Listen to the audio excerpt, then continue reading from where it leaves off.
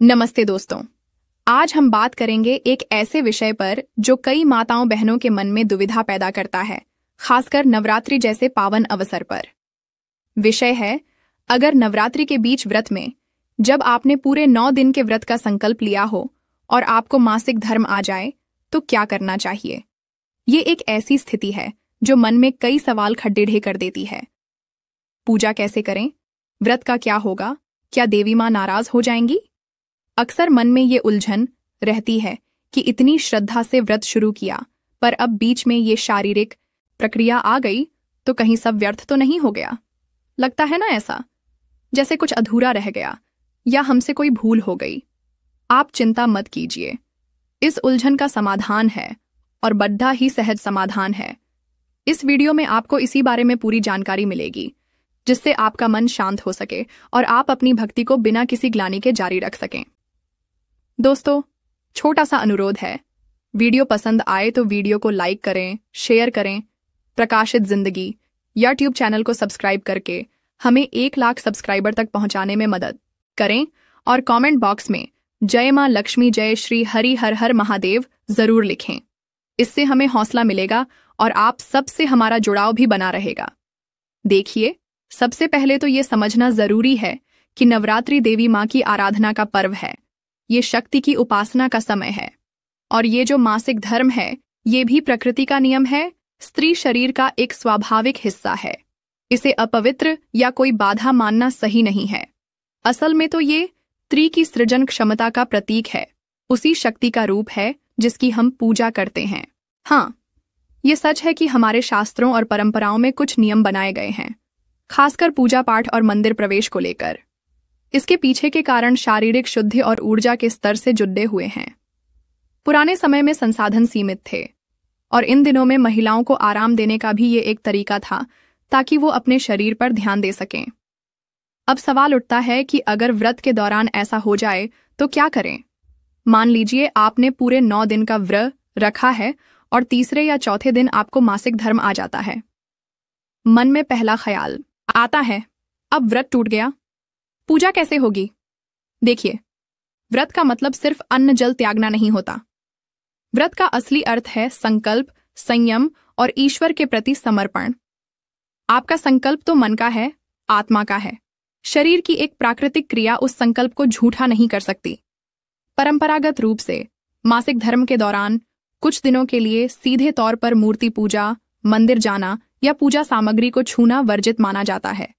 इसका मतलब यह नहीं है कि आपकी भक्ति खत्म हो गई या आप ईश्वर से दूर हो गईं। बिल्कुल नहीं। आप मानसिक पूजा तो कर ही सकती हैं। मन ही मन देवी माँ का ध्यान कीजिए, उनके नाम का जाप कीजिए। दुर्गा चालीसा, दुर्गा सप्तशती या अन्य स्त्रोत सुन सकती हैं। आजकल तो मोबाइल पर सब उपलब्ध है, आप आराम से बिस्तर पर लेटकर भी पाठ सुन सकती हैं। इसे भी पूजा का ही एक रूप माना जाता है। आपका भाव महत्वपूर्ण है, आपकी श्रद्धा महत्वपूर्ण है। भगवान किसी कर्मकांड के भूखे नहीं, वो तो भाव के भूखे हैं। रही बात व्रत की, तो यह आपको अपने शरीर का ध्यान रखना सबसे जरूरी है। अगर मासिक धर्म के दौरान आपको अत्यधिक कमजोरी महसूस होती है, दर्द होता है या कोई और शारीरिक कष्ट होता है, तो बेहतर है कि आप अन्न ग्रहण कर लें। स्वास्थ्य सबसे पहले है। आप फलाहार जारी रख सकती हैं अगर शरीर साथ दे रहा है, लेकिन अगर लगता है कि निर्जला या केवल फलाहार पर रहने से तबीयत बिगड़ सकती है, तो आप सात्विक भोजन जैसे बिना लहसुन प्याज का खाना खाकर भी व्रत के नियमों का पालन कर सकती हैं। बस अन्न ग्रहण करने से पहले मन में माँ से क्षमा याचना कर लें कि शारीरिक अवस्था के कारण आपको ये करना पड़ रहा है। विश्वास कीजिए, माँ दुर्गा करुणामयी हैं। वो अपने बच्चों की विवशता समझती हैं। वो कभी नहीं चाहेंगी कि आप कष्ट सहकर भक्ति करें। अगर आप ठीक महसूस कर रही हैं और आपको लगता है कि आप बिना अन्न ग्रहण किए रह सकती हैं, तो आप अपना फलाहार व्रत जारी रख सकती हैं। इसमें कोई दोष नहीं है। बस जैसा बताया, सीधे पूजा स्थल पर जाने या मूर्ति स्पर्श से बचें। आप दूर बैठकर जाप कर सकती हैं, परिवार के अन्य सदस्यों द्वारा की जा रही रति में शामिल हो सकती हैं, थोड़ी दूरी बनाकर, और कथा सुन सकती हैं।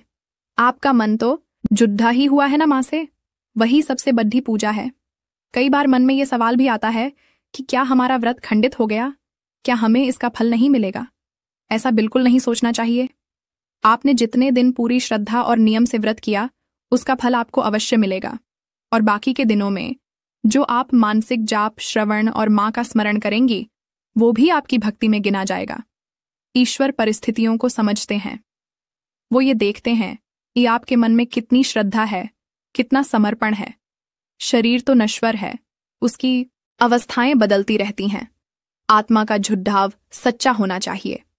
जब मासिक धर्म का समय पूरा हो जाए, यानी आमतौर पर चौथे या 5वें दिन, जब आप स्नान करके शुद्ध हो जाएं, तब आप वापस अपनी सामान्य पूजा विधि शुरू कर सकती हैं।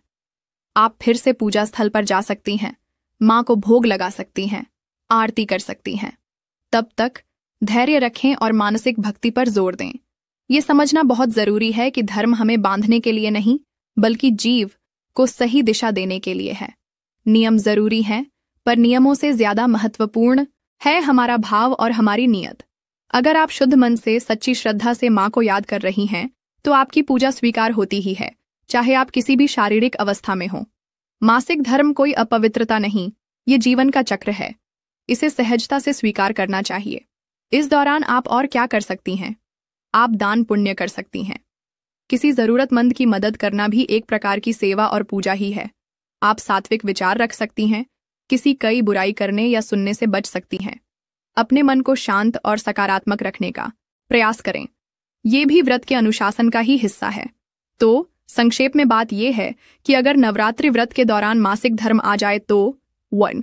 घबराएं या मन में ग्लानि न लाएं, ये स्वाभाविक है। 2. शारीरिक स्वास्थ्य का ध्यान रखें। जरूरत महसूस हो तो व्रत में ढील दें, अन्न ग्रहण करें, माँ से क्षमा याचना करें। 3. सीधे मूर्ति पूजा या पूजा सामग्री स्पर्श करने से बचें। 4. मानसिक पूजा, जाप, ध्यान, स्तोत्र श्रवण जारी रखन, यही आपकी भक्ति को अटूट रखेगा। 5. शुद्ध होने के बाद स्नान करके आप अपनी सामान्य पूजा विधि पुनः शुरू कर सकती है। 6. याद रखें, माँ दुर्गा आपकी भावनाएं समझती हैं। आपकी श्रद्धा ही सबसे बड़ी पूजा है। मन को छोटा मत कीजिए। आपकी भक्ति में कोई कमी नहीं आई है।